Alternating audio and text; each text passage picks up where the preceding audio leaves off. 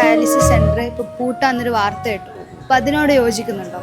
യോജിക്കുന്നില്ല. ഇപ്പം പാവപ്പെട്ട രോഗികൾ എന്തായാലും പിന്നെ പൂട്ടാൻ എന്ന് പറയുമ്പോൾ ഒരു പാവപ്പെട്ട കുറച്ചാൾ രോഗികളുണ്ടല്ലോ. ഞാൻ ഒരു വാർത്ത കേട്ടിട്ടുണ്ട്, ഇങ്ങനെ ഒരു കുടിവെള്ളത്തിന്റെ പ്രശ്നം. അപ്പോൾ അവരെയും കൂടി കണക്കിലെടുത്തിട്ട് പോവാണെന്നാണ് നമ്മളെ ഒരു പൊതുവായ അഭിപ്രായം. ഇപ്പം എല്ലാവർക്കും പോകണല്ലോ, കിണറ്റിൽ വെള്ളം എന്തോ മോശമാണെന്നോ. പക്ഷെ പൂട്ടാൻ എന്ന് പറയുന്നതിനോട് നമുക്ക് അങ്ങനെ ഇതില്ല.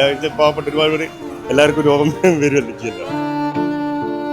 കരിയാട് ഒരുപാട് പാവപ്പെട്ട രോഗികൾക്കുള്ള ഒരു സ്ഥാപനമാണ്. അത് കരിയാട്ടുകാർക്ക് ഒരു സ്വർഗം പോലത്തെ ഒരു സ്ഥാപനമാണ്. അത് പൂട്ടാൻ അനുവദിക്കില്ല.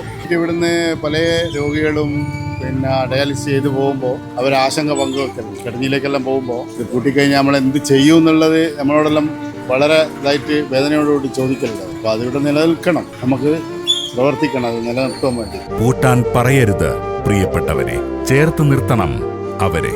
അവർക്ക് നമ്മളാണ് തുണ.